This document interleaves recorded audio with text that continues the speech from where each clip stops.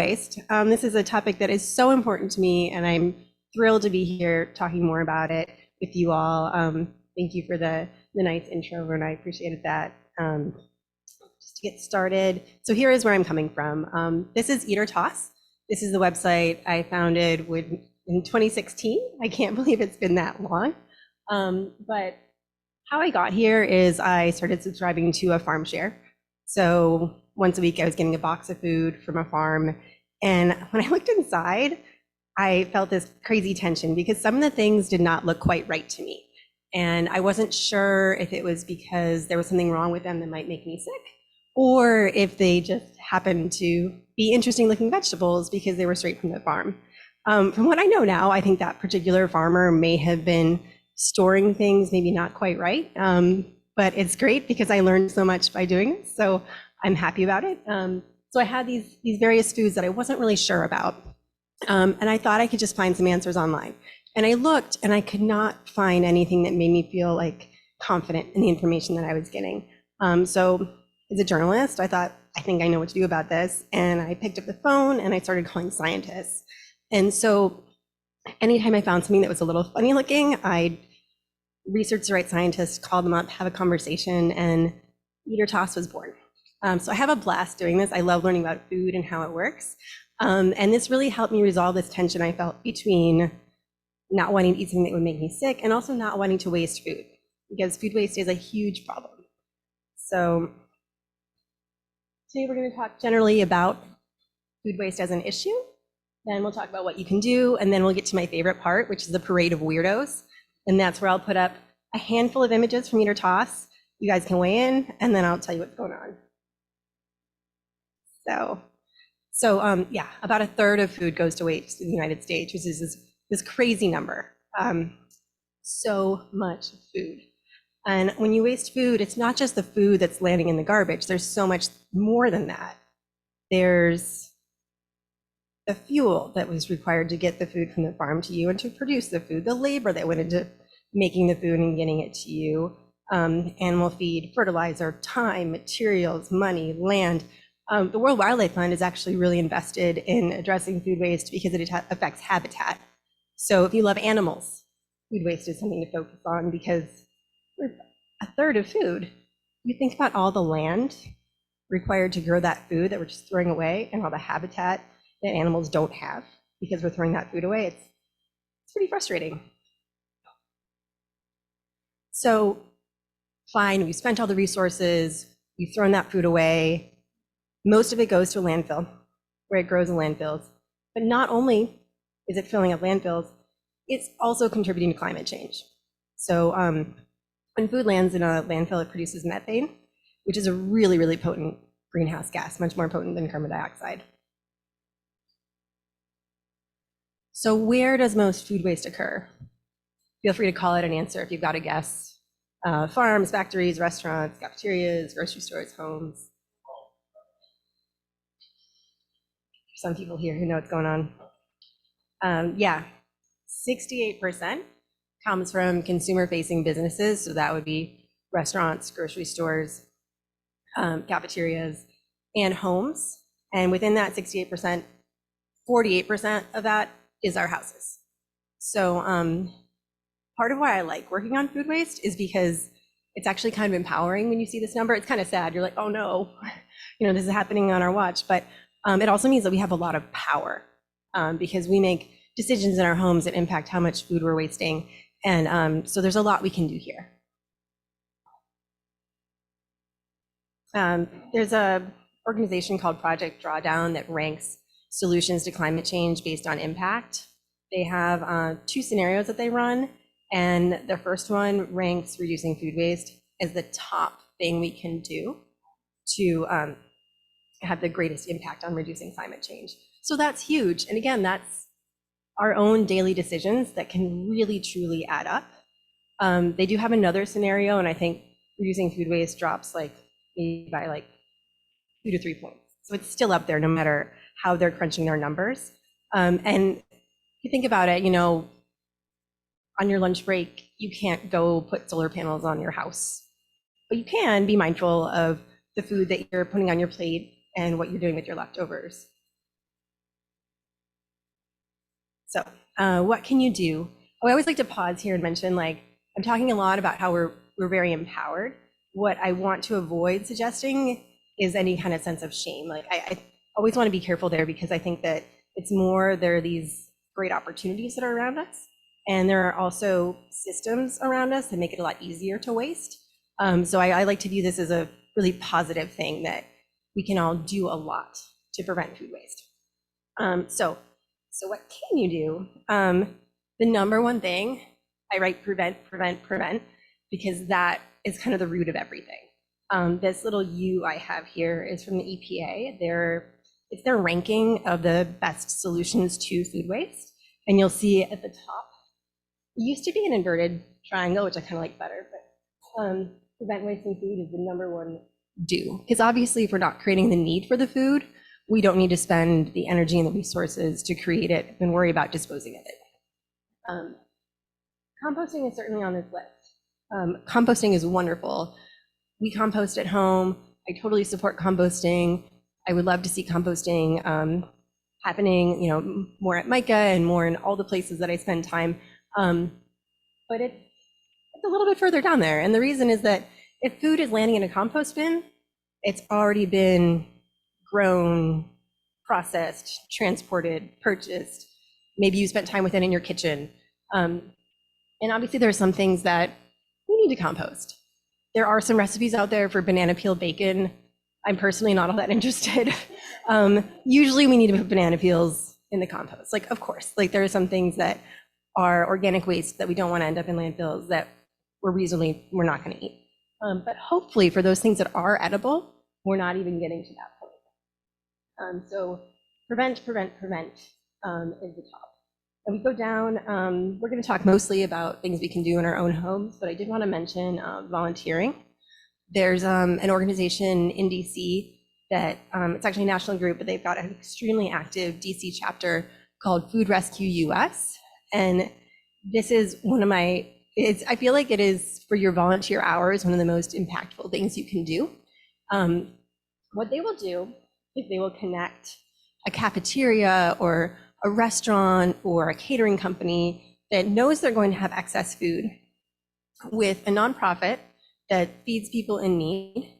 And this is where you guys can come in, a volunteer who signs up on their app and says, yes, I have an hour free on Monday morning and I can bring those day-old bagels to whichever nonprofit needs them. And they have solved this problem that existed for a long time of food organizations with hardworking employees who just don't have time to move it to a nonprofit, and a nonprofit that's stretched too thin to pick up that food by bringing on volunteers. There are a lot of groups that do a lot of great work reducing food waste. I just really love this one, so I like to mention them. It's Food Rescue US.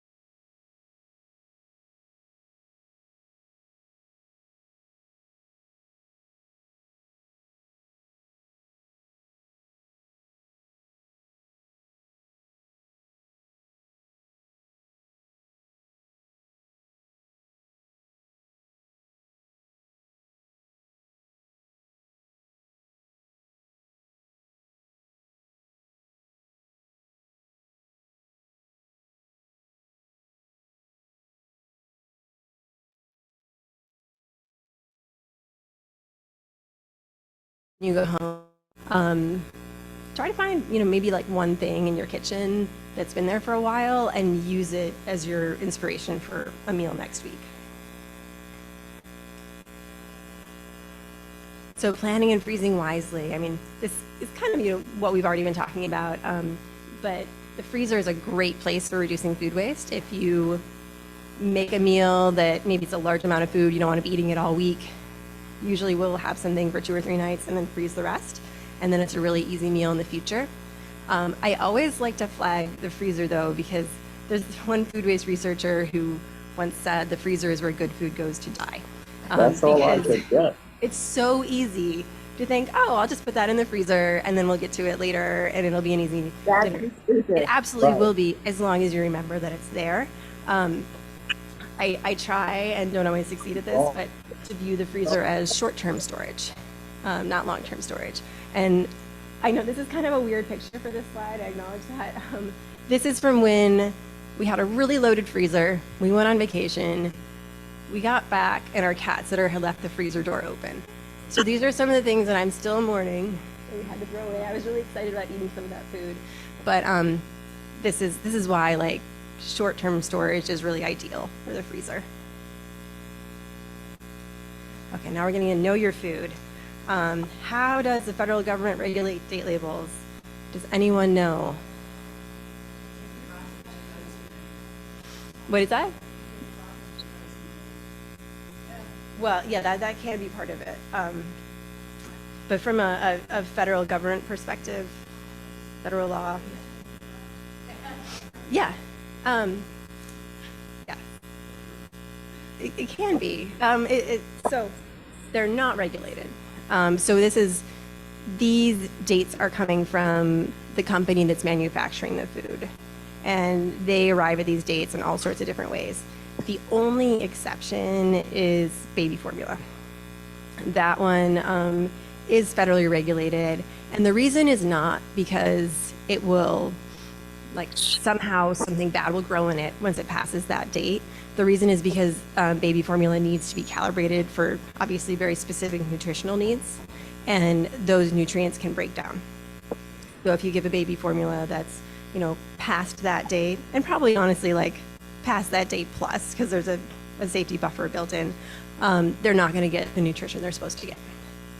So otherwise, it's all kind of up in the air. That said, there are some efforts to standardize them.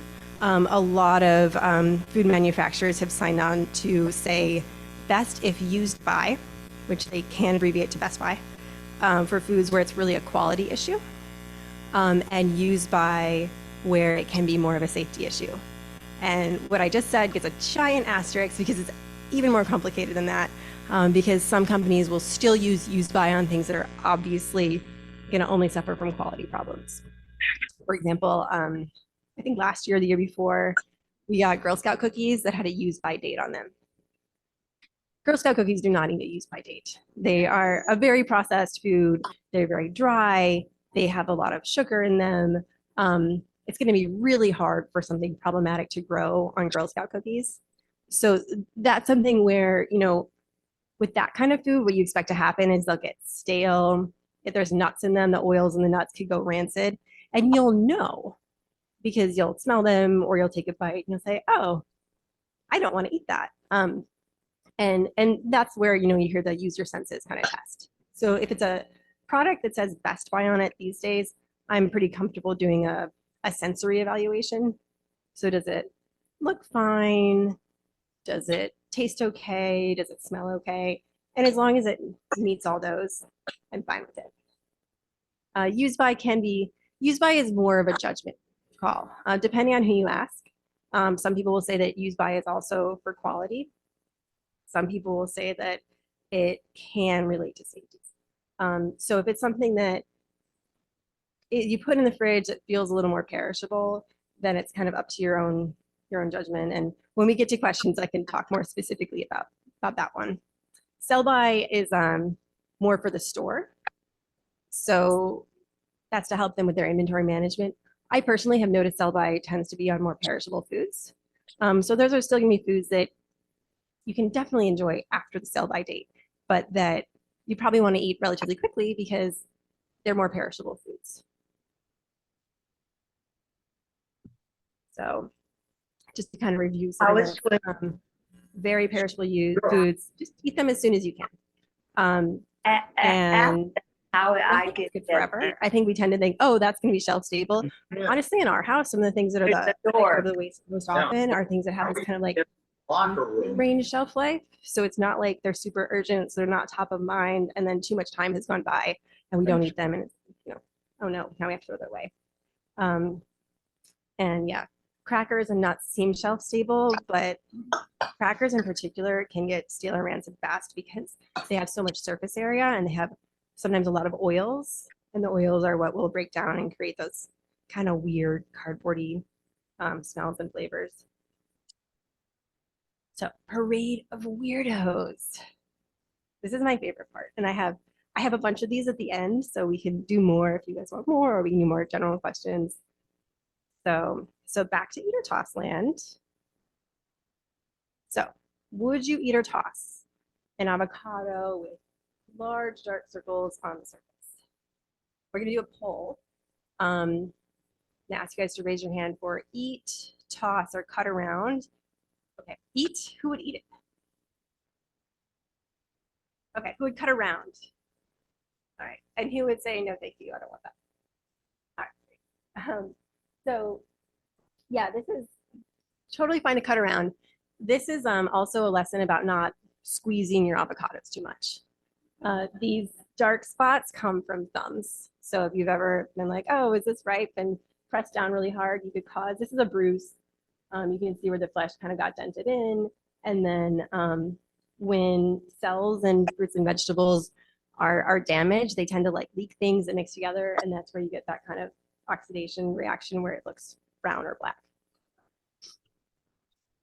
No, it wouldn't. So in this case, it looks like it's only been physically damaged. And so there's a chance it could taste a little bit different there. I wouldn't be too worried here.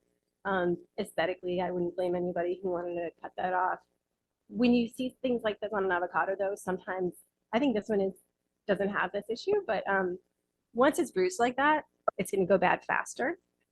That bruise can create like little teeny tiny gateways for anything lurking that might spoil the avocado to get in there more easily. So a bruised avocado can go bad faster.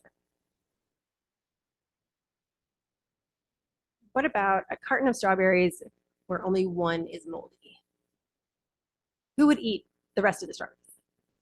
Yeah. Who would throw away all the strawberries? Yeah. Yep, that's it. Yeah, you can just take one of them out. The thing with this though is that once that one is moldy, the spores are kind of circulating. So the rest are more likely to go moldy faster. So you want to eat them as soon as you can. What about cheese with this white crust that's developed on the surface? Who would eat this? Who would cut off the crust? And who would toss the whole thing? Those are all understandable answers. So I really like this one because it's tricky. So cheese, especially aged cheese, can develop, this is calcium lactate. As cheese ages, it loses moisture. And calcium in the cheese, obviously cheese, milk, calcium, is reacting with the lactic acid that's created during cheese making, and they produce a salt called calcium lactate.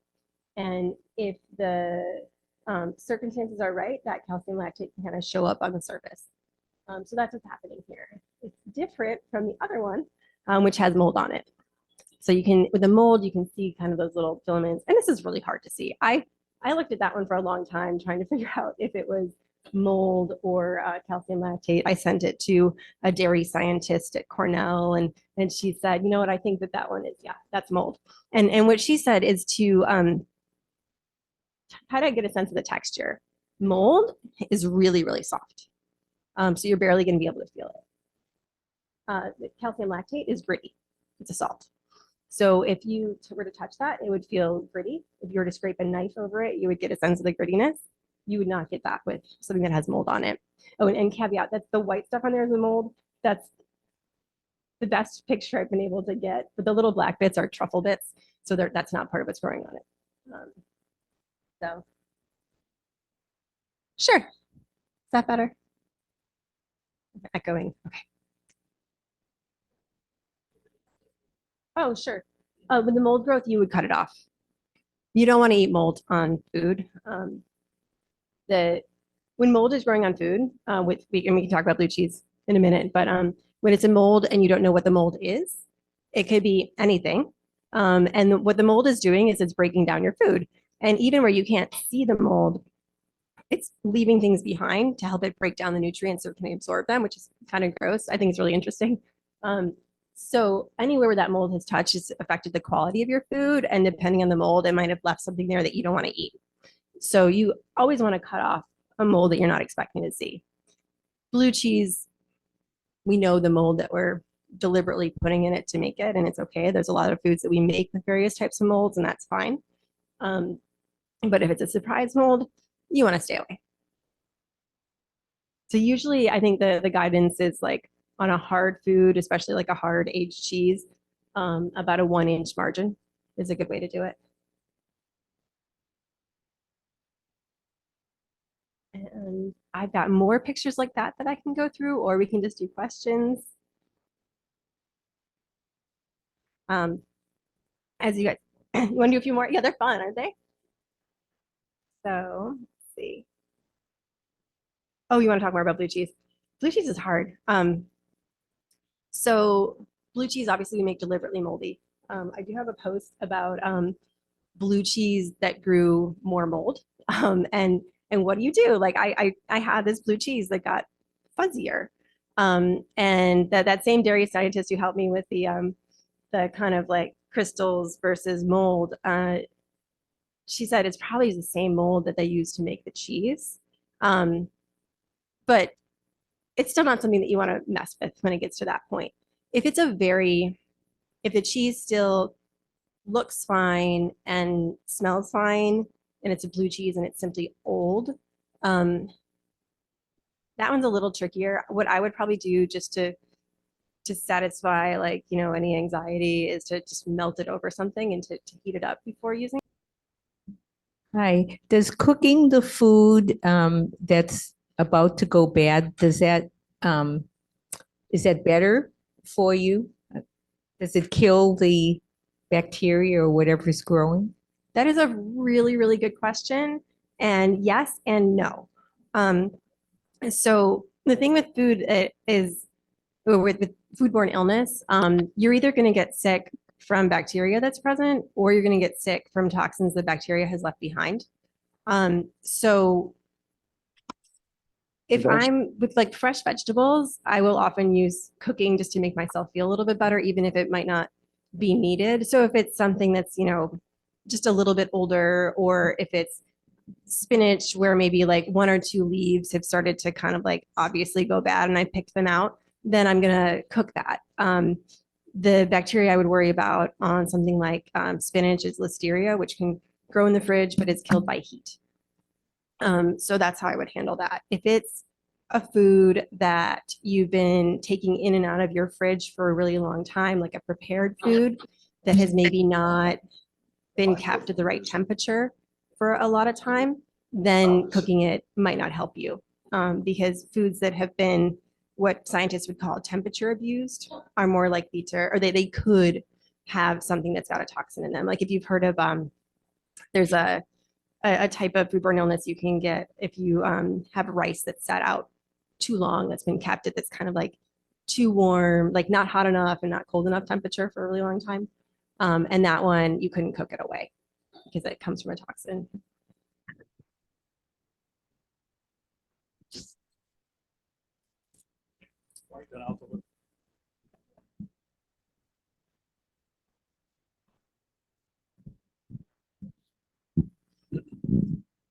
What about defrosting things like meat or chicken? And if you happen to leave it out of the refrigerator, how long before that's a bad thing. That's also a really good question, and one that you will get different answers based on who you ask. I think if you were to ask the USDA, they're always going to tell you defrost in the fridge or defrost under cold water, or kind of keep an eye on it and make sure while you're defrosting, you're keeping it below 40 degrees, which is kind of like that, safe temperature threshold.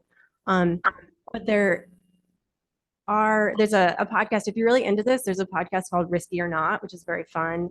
It's a microbiologist and a food safety expert who take sometimes very specific and ridiculous food safety scenarios and talk them through.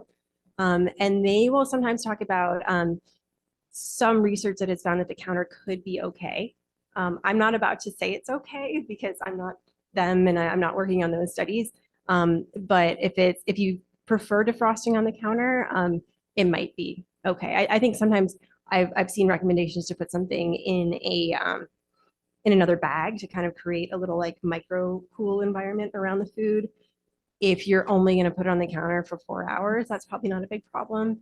Leaving it out overnight, you would probably get a lot of different opinions on whether that's okay. Yeah.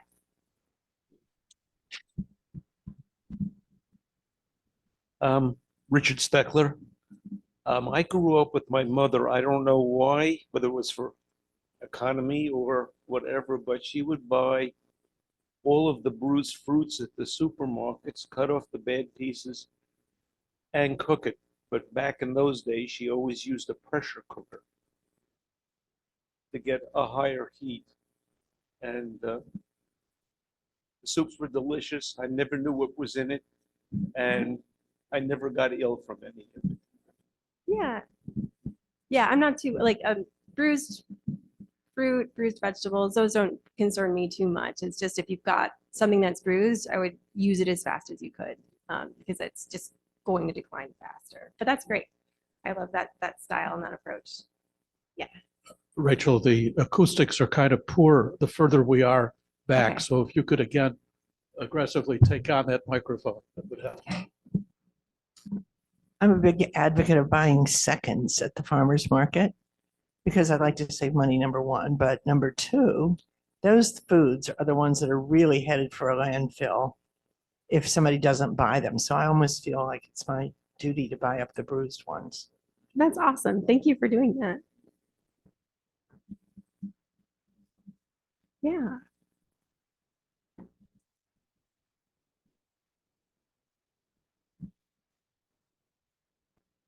Thank you. As kind of a follow-up to Barbara's comment just now, every supermarket I go into has tables of food. I go to a Whole Foods, they have a table of just olives, they have a table of salad, they have a table of hot food, they have a cabinet with roasted chickens, and they have a soup thing, with a lot of different kinds of soups. Apparently, at the end of the day, everything that's not purchased by a customer is thrown away. I know this only because I've asked employees, do you get the leftover foods at the end of the day? And they all say no, it's discarded. So is this a health regulation or, it's just such a huge waste. And there are so many food pantries around that could use this food. Yeah. What gives with that? Yeah, I think that's terrible. Which grocery store is it?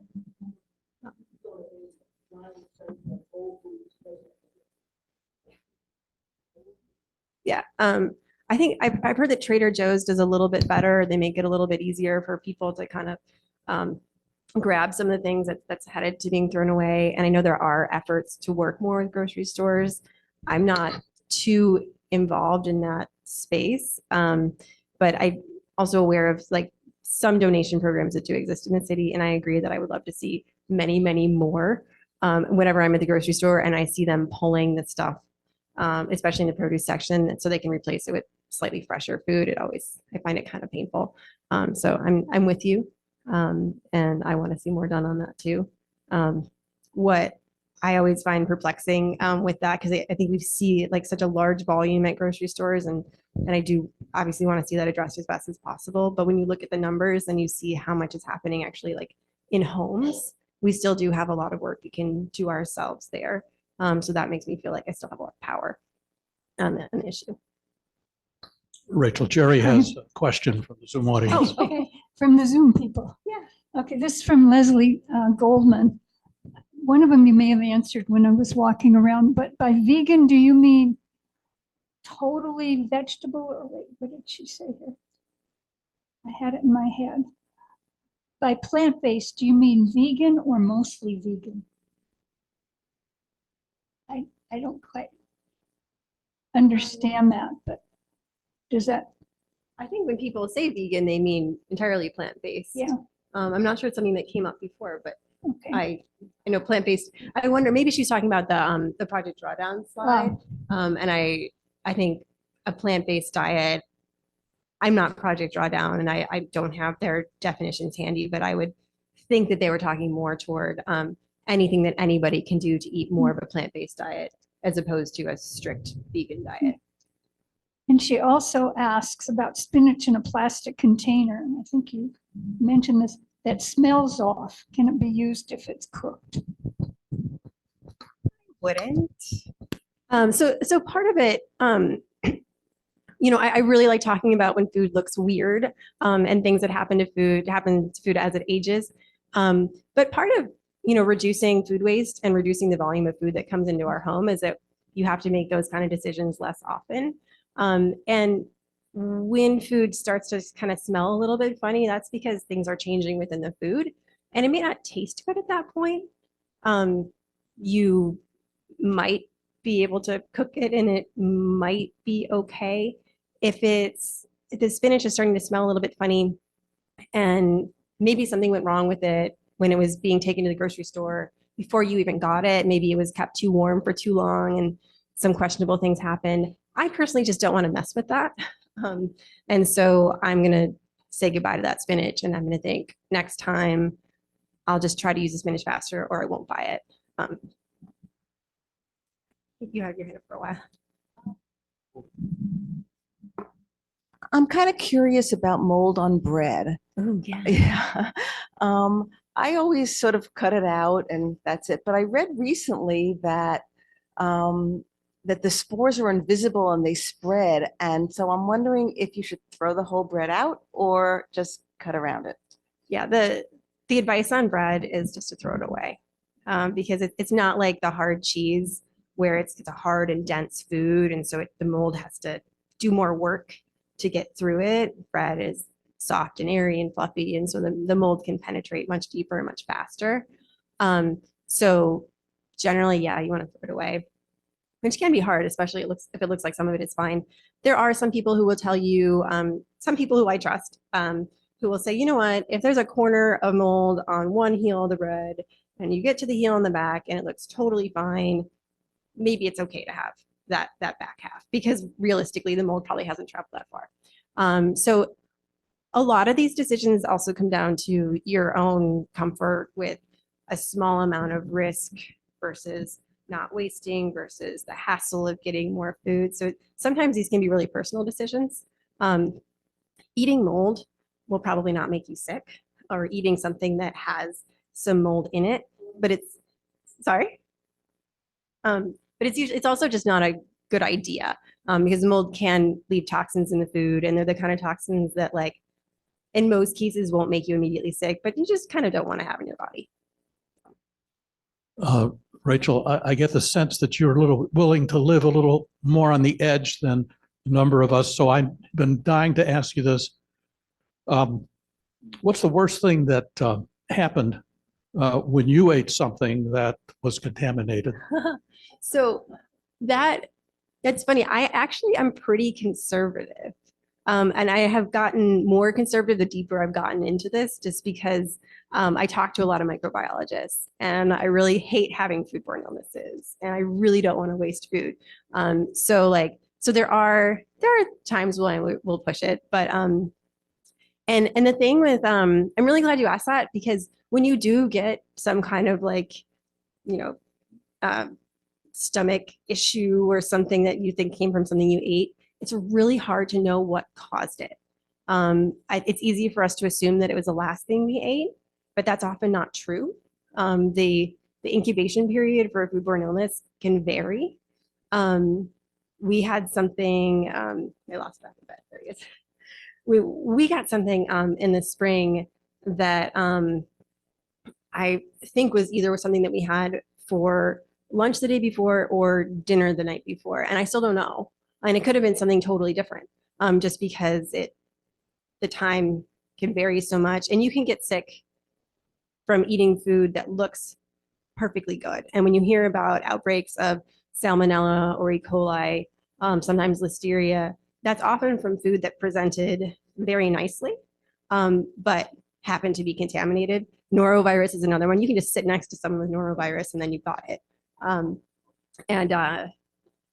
I think we tend to assume that when food looks bad, it's food that's going to make us sick. And it could, but often the food that's causing your spinach to turn into gloop or making your, or developing mold on something is designed to attack that food. So spoilage bacteria, like the spinach that smells bad, it might smell bad because of lactic acid bacteria, which is very prevalent. It's on a lot of things, and it's the same bacteria that makes yogurt. There's a lot of different kinds of lactic acid bacteria, but it's really ubiquitous, and it often spoils food. If you ate that, it would taste bad. You would not have a good eating experience. Your stomach might feel a little funny because you ate something you're not used to eating, but it probably won't make you sick. That said, once the lettuce is in that state where it's getting mushy and it's starting to break down, if there does happen to be something contaminating it, that bacteria can reproduce, it can become more widespread, and then it can become more likely to make you sick if it was there to begin with, which I know is kind of, I get into all these caveats because that's kind of how this stuff works. It gets sort of complicated. So you don't want to eat it because it's going to taste bad and it probably won't make you sick. But if it was going to make you sick, it might make you sick more easily. Could you tell us a little bit about your organization? I assumed it was a nonprofit and it says EatOrToss.com. Oh, sure. Tell us about yourself. Yeah, so EatOrToss is technically it's an LLC. It's me. So it's the website that I run. I put a new post up on EatOrToss every week, which is usually either a recipe roundup, or usually one of these kind of funny food scenarios. In the past couple weeks, I've done moldy maple syrup. The mold you sometimes see on the bottom of pineapples, which is fine. It's actually, it only, as long as it's not penetrating into the pineapple, it's a mold that eats dead tissue. So we're not worried about it because it's not going to get into the rest of your pineapple. I also speak and do things like this. And I too, as a food journalist, I write for other publications about food waste. So that's where I'm coming from.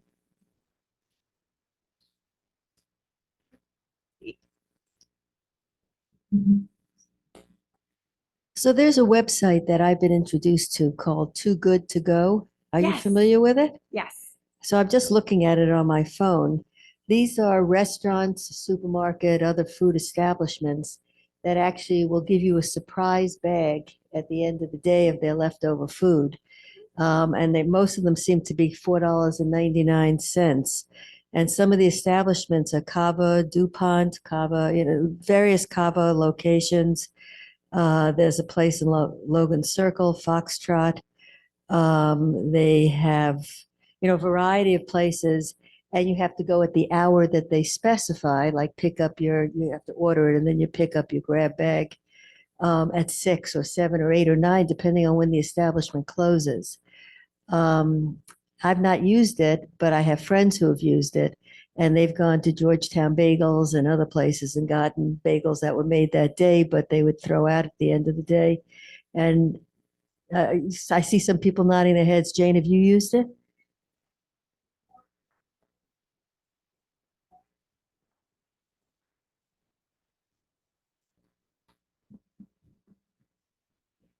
So I didn't know about this, even though I live with her.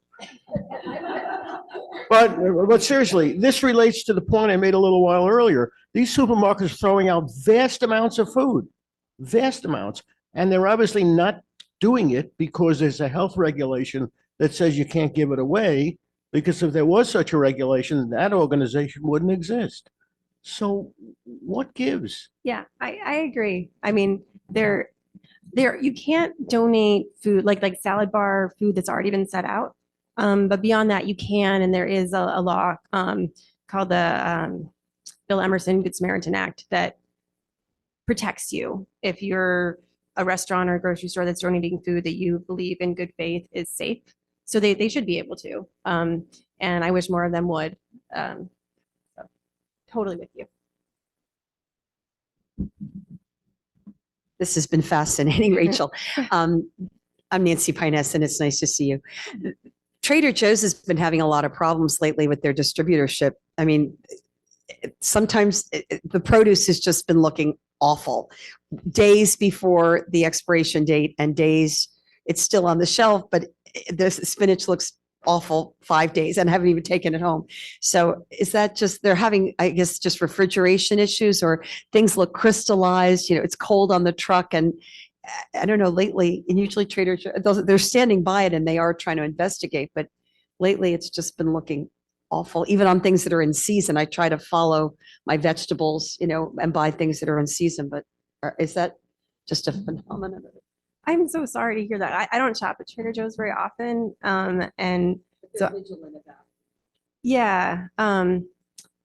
Yeah, one thing that I'm not too embedded in, grocery store supply chains, but one thing that comes up a lot when I'm working on EatOrToss posts is how important the right temperature is for so many foods. And there's a lot of fruits and vegetables that are tropical or semi-tropical in origin that don't do well at refrigeration temperatures.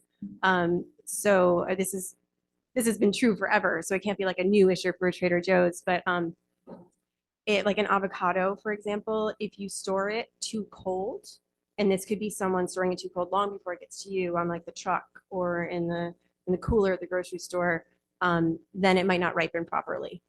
And if you ever cut open an avocado and seen gray on the inside, that's often a sign that, if you kept it on the counter, then it's not your fault. But it could have been the grocery store kept it in their regular fridge.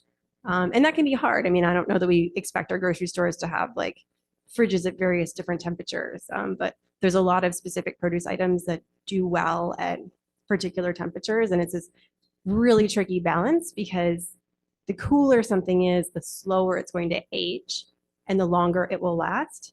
But for those certain fruits and vegetables that are not used to a cold environment, if they get too cold, their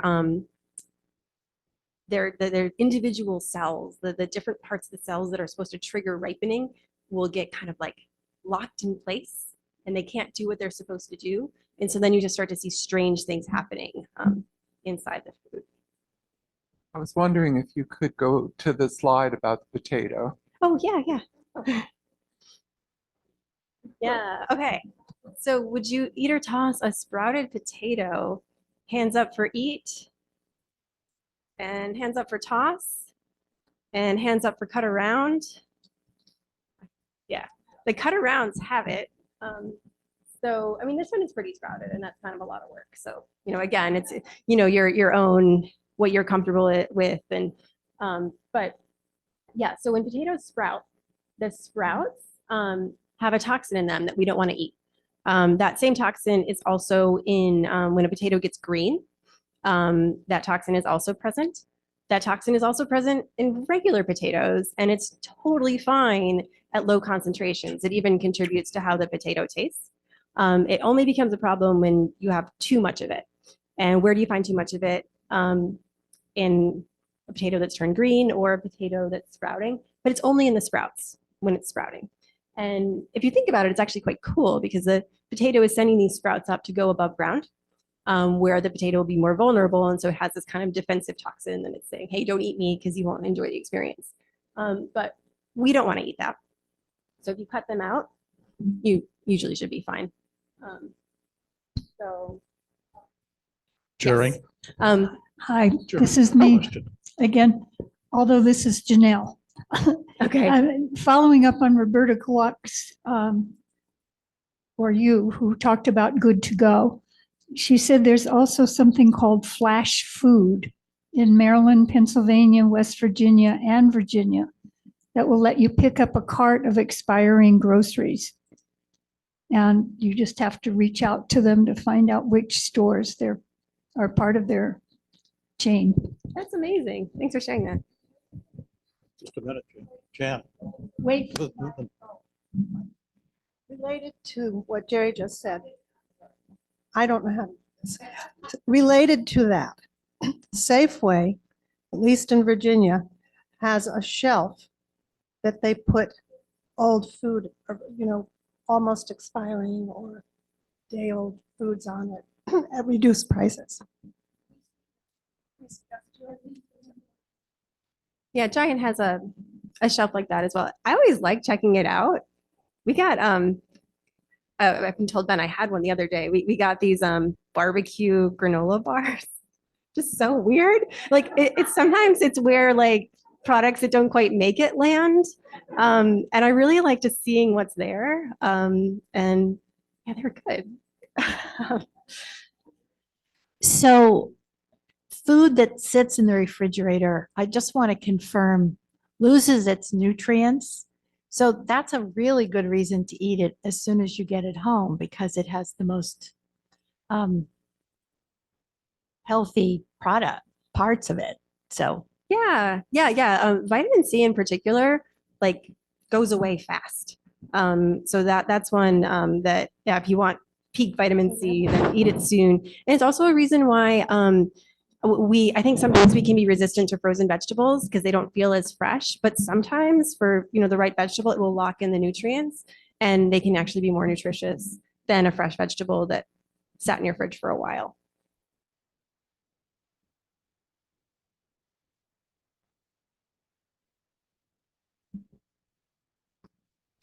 I have two suggestions and a quick question. If you have milk that's almost ready to expire and you turn it into yogurt, you can prolong its life for a week or two. And secondly, if you have bones from eating chicken, beef, whatever, throw them in a bag and once a month make bone broth, which is the best source for a stock for a soup or just to drink a cup of it. Very nutritious and you get even more out of your bones that way. But my question was, what do you do with that onion that has that little layer of brown inside? I'm assuming you just take it out and you eat the rest of the onion, but do you know anything about the brown thing layer? It's like a layer in an onion. Like, is it like kind of like dried in a little papery or is it gross? I mean, so I had.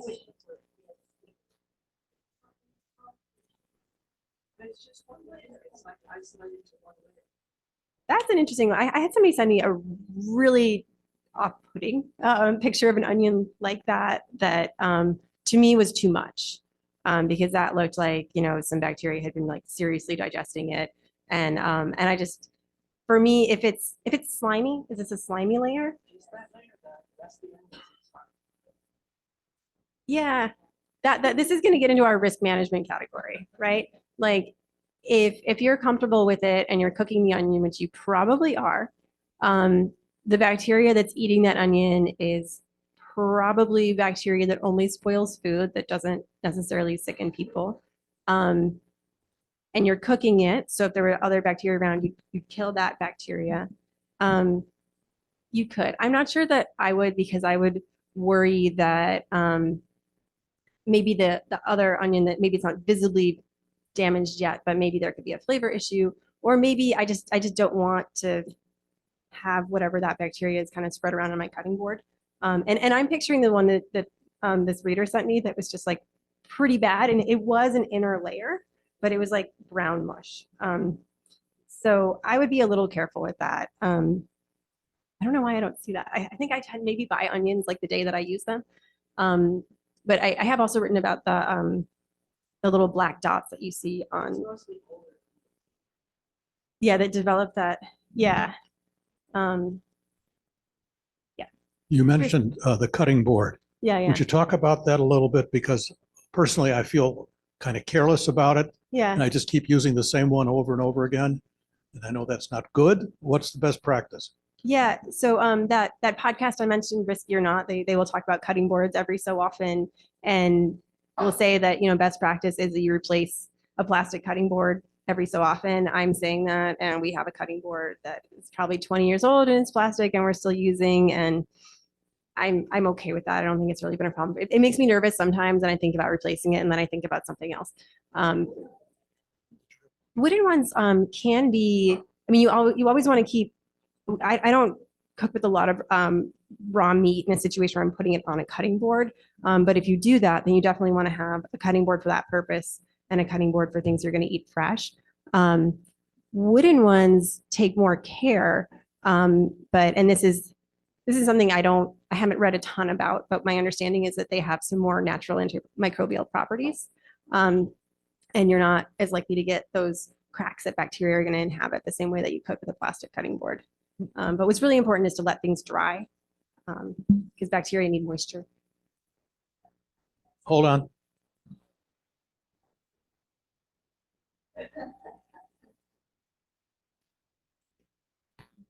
Actually, that the cutting board is very important, and all of you should be so careful to never cut vegetables on a cutting board that you have cut any kind of meat on, not chicken, not beef, not anything, because the meat you're going to cook it. The vegetables you may eat raw. The bacteria from the chicken, which is frequently salmonella, from the beef, which is frequently E. coli, goes onto the vegetables, and it stays there. And stays there. It's very dangerous. The other thing is just because it's in the refrigerator doesn't mean that bacteria do not grow. Actually, there's some bacteria that thrive in the refrigerator. So again, be careful. Yeah. We have time for one more question. That's where I'm headed. Thank you for the nudge. And then we'll hear from Rabbi in a moment. Rabbi who? Anyway. No. Two different types of observations. One is there are organizations that do rescue, just to mention one that's not in our area, one called Leket Israel, which, are you familiar with that? Yeah. Which is incredibly creative at taking bar mitzvah wedding foods and the rest, and then recycling it in enormous volume. And it's a major logistical organization. More locally, there are food banks like AFAC, which has used people to come to collect food from grocery stores to bring to be recycled and sort of reused. This is a more radical question. Processed foods, then, viewing it in this context, actually appear to have major advantages because they can last quite a bit longer and, or unfortunately for some of us, never can really go bad. At least from a health standpoint. They may not taste good, but you will not get sick from them.